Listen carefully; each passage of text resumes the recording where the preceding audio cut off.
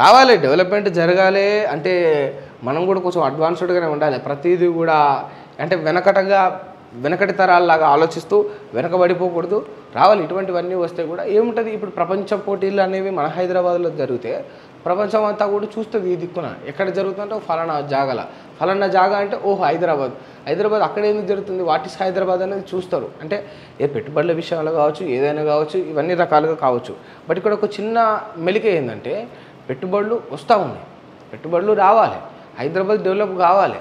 But ఇప్పుడు చూడండి మీరు, గచ్చిబౌలి, హైటెక్ సిటీ, నానక్రామ్ కూడా మళ్ళీ పోతే ఆ ఏరియా అంతా కూడా ఇప్పుడు మనం మాదాపూరు మళ్ళా ఆ ఏరియా సరౌండింగ్ మొత్తం తీసుకుందాం.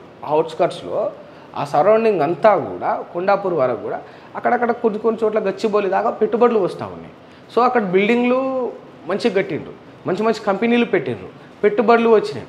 అంటే ఇంకేమైనా మంచి షోరూమ్లు కావచ్చు, ఇక్కడనే వాటిని అసెంబుల్ చేయడం కావచ్చు, అవన్నీ కూడా వచ్చినాయి మన హైదరాబాద్. సో ఏమైపోయిందంటే